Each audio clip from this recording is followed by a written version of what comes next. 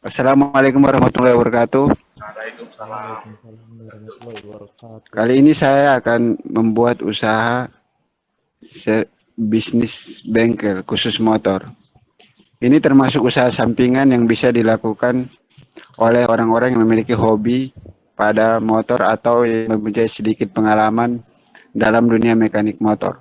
Proses bisnisnya, karena usaha bengkel motor ini belum memiliki aplikasi sendiri, maka untuk menyampaikan informasi dan nomor telepon atau pemanggilan servis ke rumah kepada konsumen masih menggunakan media sosial seperti Facebook dan WhatsApp.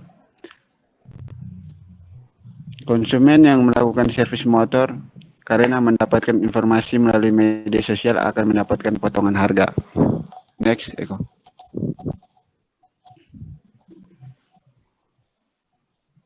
Yang kedua, tahap relationship. Usaha bengkel khusus motor ini merupakan menggunakan tahap relationship awareness karena pihak bengkel masih melakukan sebaran informasi untuk menarik perhatian konsumen melalui media sosial. 3.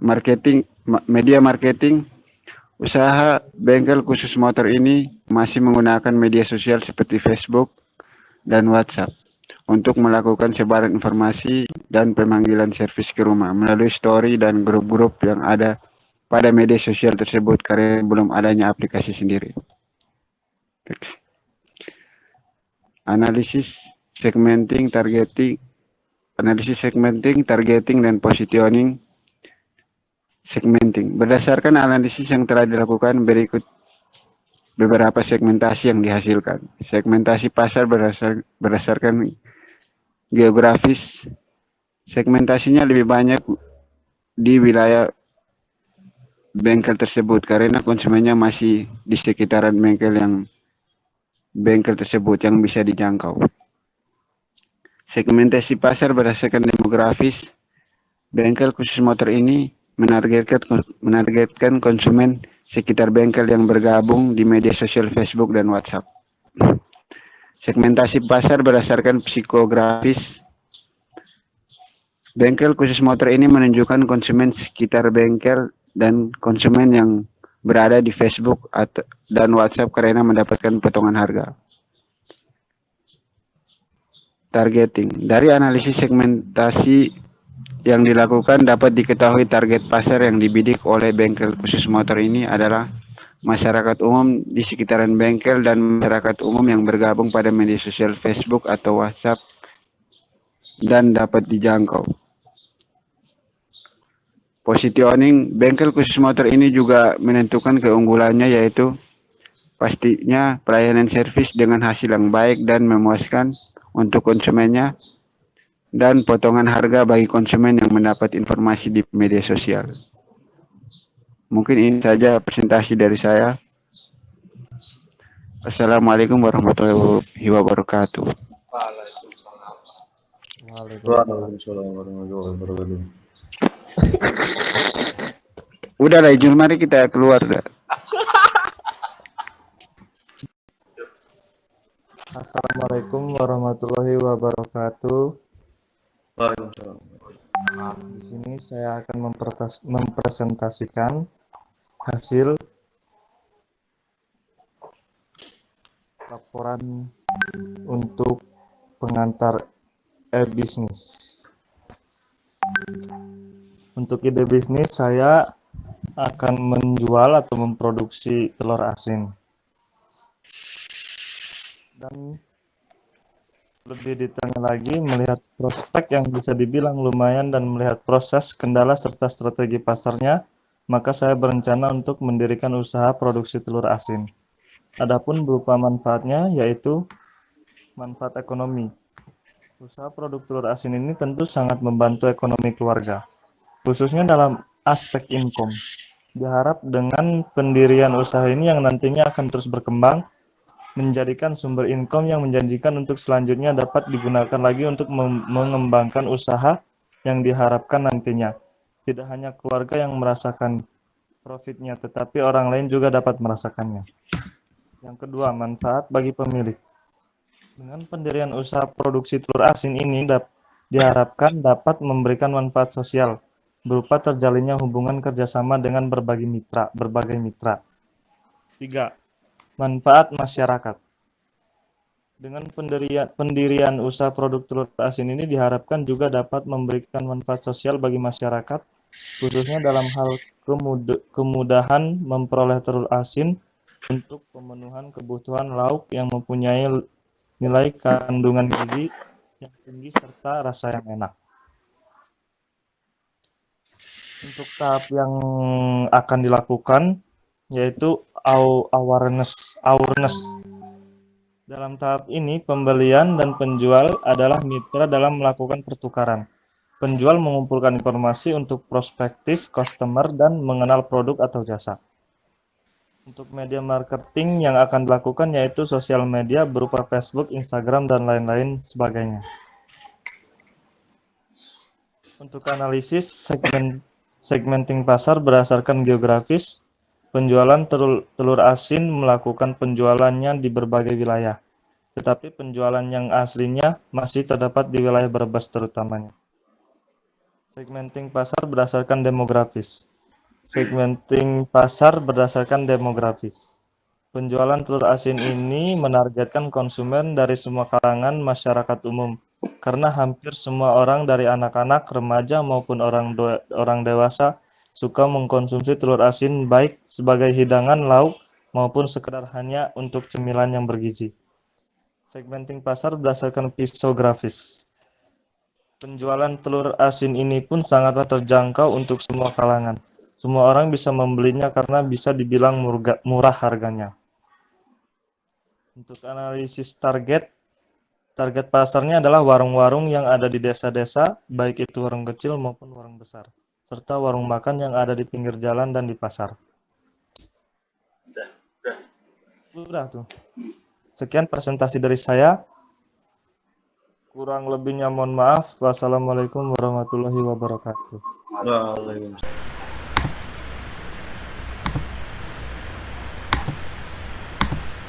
Sekarang Yo. besok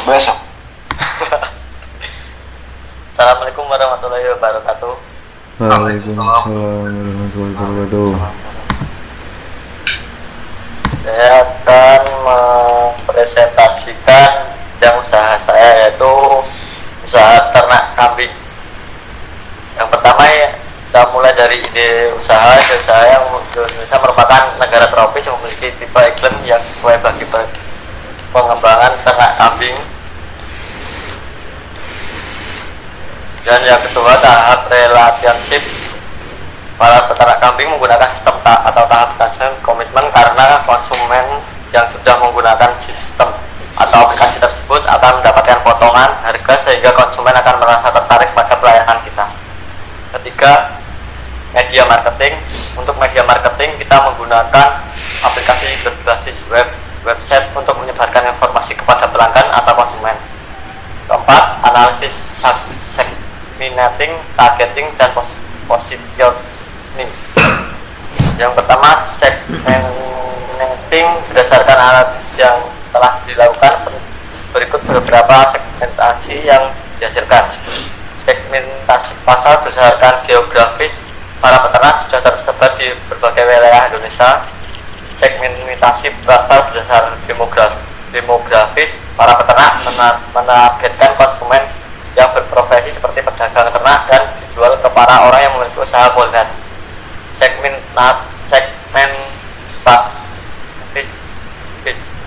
para peternak menunjuk para pedagang ternak karena mendapatkan potongan harga jika membeli banyak. Yang kedua, targeting. Dari analisis segmentasi yang dilakukan dapat diketahui target pasar yang dibidik oleh para peternak adalah para pedagang ternak karena mendapatkan potongan harga. Yang ketiga, positioning. Untuk mengidentifikasi posisi pasar para peternak mempromosikan ternaknya dengan cara memperlihatkan keunggulan dan kualitas ternaknya. Sekian dari saya. Assalamualaikum warahmatullahi wabarakatuh. Waalaikumsalam warahmatullahi wabarakatuh.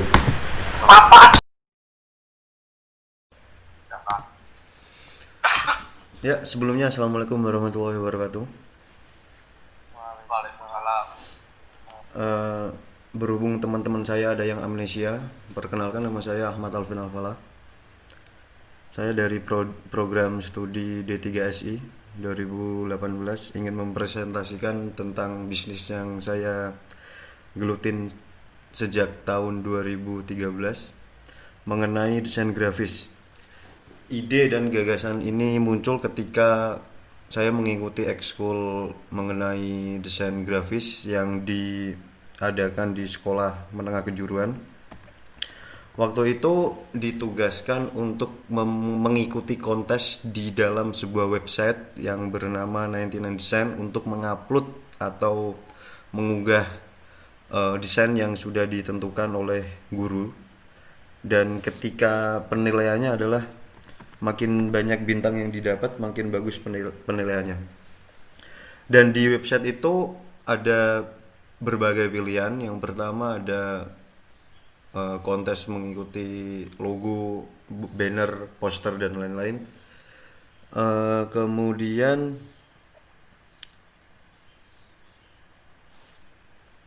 ide bisnis ini juga diawali karena tidak membutuhkan modal terlalu banyak, cukup dengan laptop dengan spek tertentu, kemudian koneksi internet, dan tingkat kreativitas yang tentunya bisa berkembang setiap saatnya. Oke, kita masuk ke penjelasan detail bisnis. Dalam menciptakan sebuah pembuatan desain akan terjadi proses yang sangat panjang. Bahkan desain pada hasil produksi itu sendiri bersifat sangat sensitif. Sensitif dalam artian bisa di-copy atau diambil oleh desainer lain dan bisa dibuat lebih bagus atau sebaliknya. Karena akan menentukan pola keberhasilan ataupun kegagalan dalam ranah bisnis. Perusahaan akan mengutamakan proses serta pengembangan ide dari desain pada layanan atau desain tersebut. Maka dalam tahap sebuah desain itu sendiri perlu adanya penanganan khusus mulai dari awal hingga akhir, hingga terciptanya sebuah desain baru yang inovatif atau pengembangan desain pada barang atau layanan yang diproduksi itu sendiri. Kemudian pengembangan sebuah desain itu ada dua, yaitu desain yang benar-benar baru. Di sini kita membuat desain yang belum pernah dibuat oleh perusahaan lain atau desainer lain. Kemudian ada modifikasi desain yang sudah ada. Di sini kita bisa memodifikasi atau mengubah, mengedit desain yang sudah pernah kita buat, atau kita bisa mengambil contoh dari misal dari Google atau dari platform lain untuk memperbaiki atau memperbagus tampilan desain.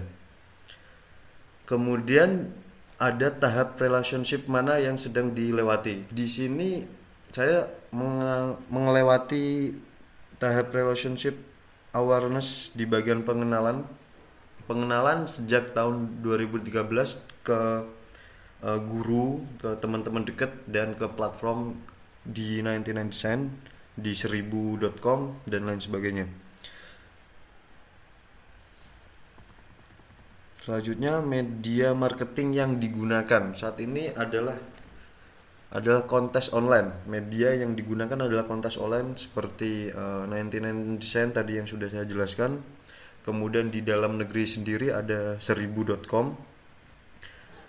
Ada website yang menyediakan juga di 1000.com tadi, dan permintaan dari teman atau klien lain yang sedang atau lagi mencari untuk membuat desain logo dari perusahaan atau online shop mereka. Kemudian ini adalah contoh dari website 99 Design. Saya kasih lihat webnya. Masih kelihatan toh? Di sini kita bisa mengikuti kontes yang sudah disediakan oleh layanan 99 Design. Di sini ada kayak misal logonya. Kemudian ini logo yang sudah diikutkan kontes. Ini berapa bintang yang sudah tercapai atau diinginkan si pembuat kontesnya. Kemudian di sini juga ada spesifikasi desainnya, kayak misal